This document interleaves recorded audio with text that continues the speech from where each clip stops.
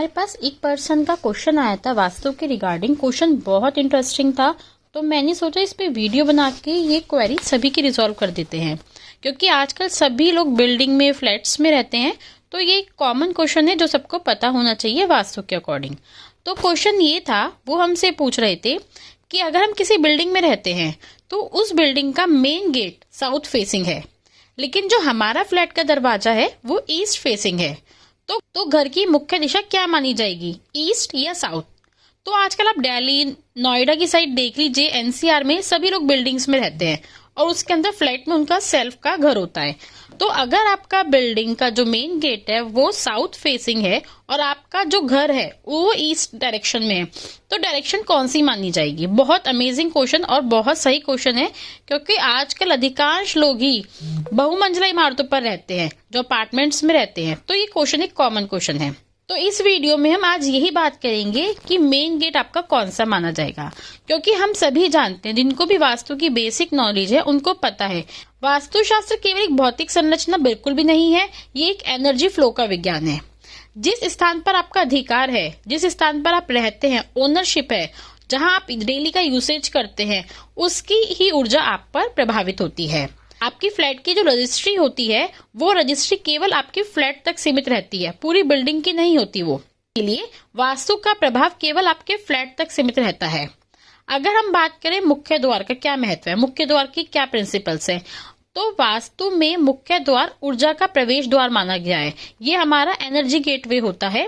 जिस दिशा में ऊर्जा आपके घर में प्रवेश करती है वही आपके जीवन को प्रभावित करती है।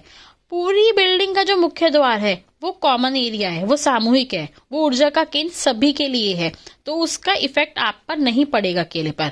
जबकि जो आपका फ्लैट का मुख्य द्वार है, जो आपके फ्लैट का एंट्री गेट है, वो पर्सनल ऊर्जा है, वो आपकी अपनी ऊर्जा है। तो इसमें हम वही देखेंगे कि आपके अपना जो फ्लैट है उसका जो एंट्री गेट है वो किस डायरेक्शन में है। इसे आप सिंपल उदाहरण से समझ सकते हैं। यदि आपके पड़ोसी का बच्चा गलती करके आता है तो उसके जिम्मेदार आप नहीं हो। इसी तरह से बिल्डिंग अगर जिसने बना रखी है, बिल्डिंग का जो मेन गेट है उसकी रिस्पॉन्सिबिलिटी आपकी नहीं है, लेकिन आपका बच्चा अगर कुछ करता है तो उसके जिम्मेदार आप हो। तो इसी तरह से आपको कुछ अगर प्रॉब्लम कब आएगी, वो आपका जो फ्लैट है उसका जो गेट है वो डिपेंड करता है। बिल्डिंग का जो मेन गेट है वो सामूहिक प्रभाव है, सब पे इफेक्ट करता है, वो स्पेशली आपके लिए कुछ नहीं इफेक्ट करता। लेकिन हाँ, फ्लैट का जो आपका एंट्री गेट है वो आपको इफेक्ट करता है। हर फ्लैट का अपने आप में एक स्वतंत्र ग्रह, मिनी यूनिवर्स होता है, इसलिए फ्लैट का अपना ब्रह्म स्थान, अपनी दिशा है, ऐसी अपना मुख्य द्वार होता है। अगर हम कंक्लूजन की बात करें, यदि आपका फ्लैट का जो मेन गेट है वो ईस्ट फेसिंग है, तो आपका घर पूर्वमुखी यानी ईस्ट फेसिंग ही माना जाएगा। भले ही पूरी बिल्डिंग का जो प्रवेश द्वार है वो साउथ फेसिंग ही क्यों ना हो, आपका जो होगा वो ईस्ट फेसिंग ही माना जाएगा।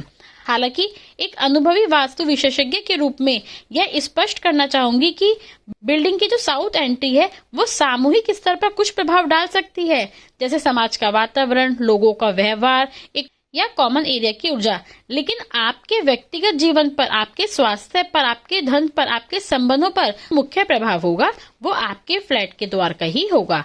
फ्लैट का मुख्य द्वार आपका वास्तविक वास्तु है, बिल्डिंग का मुख्य द्वार सेकेंडरी प्रभाव है, इसलिए आपका जो मुख्य द्वार है, आपका जो फ्लैट है वो ईस्ट फेसिंग ही माना जाएगा।